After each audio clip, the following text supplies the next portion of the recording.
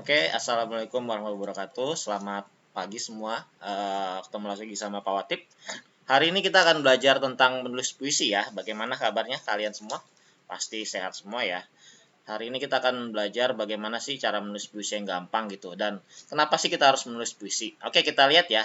Kita lihat dulu kompetisi dasar. Kompetisi dasar adalah hal yang diatur oleh pemerintah di kurikulum ya, bagaimana kita harus belajar gitu kan. Jadi kompetisi dasar kita sesuai dengan KD-nya adalah 3.8, yaitu adalah menulis puisi untuk mengungkapkan perasaan. Jadi kita bisa nih menulis puisi untuk mengungkapin perasaan kita, bisa kepada seseorang, suatu hal, suatu instansi atau kesan-kesan terhadap hal-hal gitu. Misalnya kalau kita baru mendapatkan suatu kebahagiaan, kita bisa nulis puisi. Kalau kita sedih, kita nulis puisi dan yang lainnya. Jadi bagaimana perasaan itu kita ungkapkan lewat sebuah puisi. Terus lagi kita lihat 4.8 itu menulis puisi dengan menggunakan ide dari berita yang didengar dan dibaca. Jadi tidak hanya merespon suatu perasaan saja, tapi kita bisa menulis puisi dari suatu berita, dari suatu keadaan, kejadian. Karena kan memang puisi jadi sebuah media di mana kita bisa menyuarakan isi hati terhadap suatu kejadian. Contohnya kalau sekarang kan sedang ada peperangan yang terjadi di Rusia ya,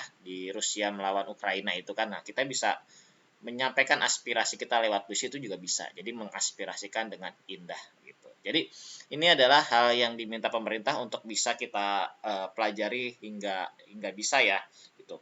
Oke, apakah kakak sudah siap? Ya, jadi kita harus siapin dulu nih alat-alatnya nih, harus ada pulpen, kertas, dan mungkin internet. Jadi kalian bisa searching-searching nih tentang data-data gitu. Nah, langsung aja kita mulai ya. Jadi ketika kita menulis puisi, yang paling pertama sudah disiapkan. Yang pertama kali setelah itu kita mempersiapkan langkah pertama adalah tentukan tema. Jadi kita harus mendapatkan satu tema. Kalau temanya kita masih mengawang, masih bingung apa gitu, tapi kita harus punya nih satu tema biar kita bisa fokus. Itu dia ya, itu langkah pertama. Jadi kita harus menentukan tema. Tema tuh bisa apa aja. Bisa kasih sayang, cinta, kritik, sosial, kesedihan, dan banyak hal gitu. Cuma nanti mungkin Pak Watip akan mempersempit tema ya biar kita nggak bingung nih temanya apa. Oke, langsung saja kita. Kalau misalnya dapat satu tema nih, kalau dari Pak Watip sendiri, saya ingin banget membuat puisi dengan tema orang tua ya, orang tua gitu, karena dekat dengan kita. Nah, kalau mencari tema juga, kalau bisa sesuatu yang kita tahu, sesuatu yang dekat dengan kita. Karena kalau kita bikin tema yang rumit gitu, itu susah. Misalnya kalian tuh bikin sebuah puisi tentang pernikahan. Nah, kalian kan belum menikah, jadi agak susah nanti membuat puisinya. Takut ada yang salah, takut tidak sesuai dengan hal yang kita bayangkan. Nah, lebih baik sesuatu yang dekat aja. Kalau kalian masih SMA berarti tentang pertemanan, tentang suka diem-diem sama orang lain, atau tentang hal yang lainnya, atau mungkin agama, ketuhanan. Nah, itu bisa ya. Tapi kalau bisa cari tema yang kita ngerti dan dekat-dekat sama kita. Jadi jangan jauh-jauh ya. Jadi misalnya saya pengen jadi pilot, tapi kan pilot itu kan banyak hal-hal yang kita tidak tahu bagaimana mengoperasikan pesawat. Jadi kurang kurang dalam ketika kita nulis puisinya. Kalau saya ngomongin ayah karena saya Pak Watip hampir berpuluh tahun bersama ayah, pasti tahu banget dong ayah Pak Watip seperti apa gitu. Selanjutnya adalah langkah kedua adalah kalian tulis segala hal mengenai tema tersebut menjadi sebuah draft gitu. Segala hal tentang tema tersebut kamu luapkan semua, tapi nggak usah diindahkan dulu ya, jangan diindah-indahkan. Jadi tulis semuanya secara gamblang, nggak apa-apa, nggak masalah gitu, secara gamblang pokoknya gini. Oke, contohnya kayak Pak Watip membuat sebuah draft. Pak Watip nulis semua hal nih tentang ayahnya Pak Watip nih. Nah, ayahnya Pak Watip ini orangnya baik banget kan. Ayah Pak Watip tuh baik banget, baik, suka ngasih rezeki ke orang lain. Jadi kalau dia punya gaji nih, baru dapat gajinya langsung di-share ke orang lain gitu. Bisa ke musola, bisa ke saudara gitu. Terus Ayah Potip juga karena memang sering dituakan dan mungkin lebih ngerti agama, dulu sekolah agama, jadi banyak orang yang datang ke dia minta doa gitu. Jadi Pak Potip langsung ngomong nih, dia tuh selalu mendoakan orang yang susah gitu kan. Jadi orang datang minta didoain, iya didoain gitu. Padahal doanya mungkin itu-itu aja, tapi ya dia membantu orang dengan doa. Terus dia juga ngasih ilmu dengan cara yang mudah. Jadi orangnya tuh suka memberikan nasihat-nasihat kepada orang lain gitu dengan cara yang gampang. Kamu tuh harus bla bla bla bla bla bla bla. So kayak gitulah ayah Pak Watip, simple banget ya. Terus masalahnya adalah ayah Pak Otip tuh suka baik ke orang lain, tapi kadang-kadang suka lupa sama anaknya sendiri. Jadi ngasih orang uang ke orang lain, tapi dia malah lupa nih anak di rumah tuh kelaparan juga gitu dan tentunya butuh perhatian juga. Jadi dia tuh sering sibuk sama orang lain dan sering memberikan orang lain, tapi suka lupa gitu sama keluarga sendiri. Nah itu ayah Pak Watip. Jadi Pak Watip memberikan sebuah gambar yang singkat, tapi nggak indah. Ini mah nggak indah. Kalau jadi puisi tuh apaan sih? Ini curhat biasa gitu. Jadi di bagian ini di draft ini coba tulis segala hal, curhat sebagus-bagus semuanya, jadi nggak usah diindah-indahkan. Jadi tulis apa adanya, tulis ya udah seperti itu gitu. Itu adalah draftnya ya. Jadi Pak Wati bilangnya draft. Jadi kalian tulis semua yang kalian rasakan keluh kesah ketika di langkah yang ini, itu namanya draft gitu ya. Nah, Pak Watip juga kalau dilihat dari puisi nggak ada indah-indahnya ini mah curhat doang isinya. Oke, selanjutnya kalau misalnya kalian sudah bikin draft seperti ini akan lebih memudahkan kalian. Langkah selanjutnya adalah kalian menambahkan majas atau imajinasi kalian sesuai dengan draft yang tadi. Misalnya Pak Watip memperbandingkan, misalnya Pak Watip nih, ayah saya sangat baik, Pak Watip nggak mengubah nih, ya. Terus dilihat selanjutnya adalah selalu memberikan rezeki ke orang nih. Nah, Pak Hotip membandingkan kira-kira hal apa yang bisa hampir sama seperti memberikan rezeki ke orang. Oh, kayaknya kalau melihat di luar negeri itu ada orang tuh nabur-naburin roti tuh, kan? Nah, langsung aja Pak Hotip tulis nih, selalu saja menebar remah roti pada burung yang ia temui. Jadi dia punya roti dibagikan ke orang. Nah, kan sama nih. Ini kan cuma perbandingan doang nih. Terus ketika kita baca kayaknya indah aja gitu, membayangkan ada orang yang nebarin roti gitu remah-remahnya terus burung-burung dara datang gitu kan. Nah, seperti itu jadi perbandingan, jadi Pak Wati membuat sebuah gambaran di pembaca di mana pembaca itu bisa membayangkan itu gitu kan, seperti di film-film, seperti film apa ya itu ya, Home Alone kan ada yang adegan-adegan seperti itu, dan ataupun film-film luar negeri kan rata-rata gitu. Jadi membandingkannya seperti itu gitu. Selanjutnya adalah Otip membandingkan lagi nih, selalu mendoakan orang yang susah. Nah, kira-kira mendoakan orang susah, kira-kira perbandingannya apa ya? Nah, perbandingannya Otip menulis dengan menanam doa pada tanah gersang. Tanah gersang adalah orang yang seperti haus akan air gitu, haus akan pada apa? Spiritual gitu. Jadi sepertinya doa dengan tanah gersang tuh mirip. Jadi orang yang butuh doa dikasih doa gitu. Jadi seperti memberikan doa. Jadi terus lagi Pak Watip kan bilangnya mendoakan. Nah, kalau Pak Watip membuatnya pakai perbandingannya lain, yaitu menanam. Menanam dan mendoakan sama ya, sama-sama memberikan suatu, menaruh suatu hal gitu. Jadi mendoakan itu sama menaruh doa kepada orang lain atau memberikan suatu pada orang lain. Nah, Pak Watip menanam doa seperti menanam padi pada tanah gersang gitu. Jadi orang yang haus akan spiritual, haus akan apa namanya, agama gitu. Jadi diberikan doa sama sama ayah Pak Watip gitu. Selalunya perbandingan selanjutnya Pak Watip mengubah nih, selalu memberikan ilmu dengan cara yang mudah. Nah, Pak Watip membandingkan juga nih, kira-kira memberikan ilmu seperti apa ya?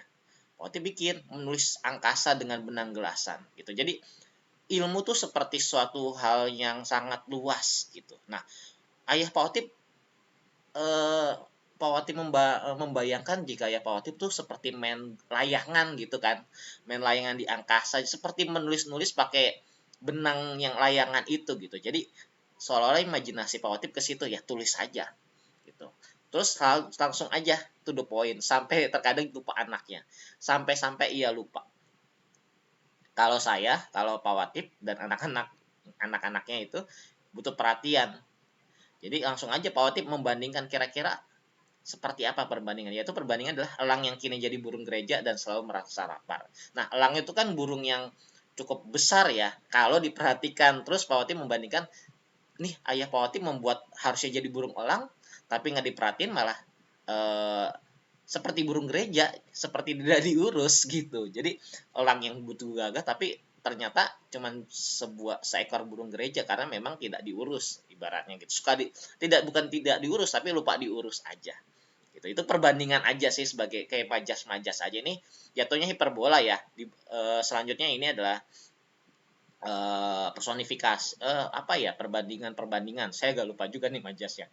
mungkin majas metafora. Ya, ini adalah majas-majas metafora gitu. Jadi Pak Watip memasukkan metafora dan terakhirnya memasukkan hiperbola di sini. Jadi ada beberapa majas yang Pak Watip gunakan gitu. Nah, selanjutnya apakah ini bisa menjadi sebuah puisi? Ini bisa menjadi puisi. Tapi alangkah baiknya ketika kita menggabungkan lagi nih imajinasi kita. Bisa kita tambahkan majas yang lain agar bisa memperkuat dari puisi itu gitu. Jadi jangan sampai kita merasa cukup terlalu cepat gitu. Jadi kalau bisa kita pikiran lagi kira-kira ada yang bisa diotak-atik gak nih. Nah, kalau Pak Watip menambahkan lagi nih puisi Pak Watip menjadi seperti ini. Pak Watip menambahkan majas dan imajinasi Pak Watip. Nah, kan? Nah, Pak Watip menulis seperti ini, ayah selalu saja menabur remah roti pada burung yang ia temui. Nah, Pak Watip tambahin lagi nih, ia percaya jika orang tuanya adalah semesta, disusui dewi bulan saat datang purnama, disuapi para dewata di bulan pertama. Nah, Pak Watip menambahkan satu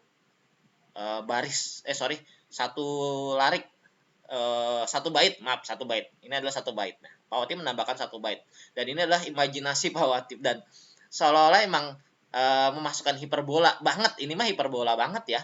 Dimana ya saya Pak Watip membandingkan jika ayah Pak Watip tuh kayak orang yang super banget gitu.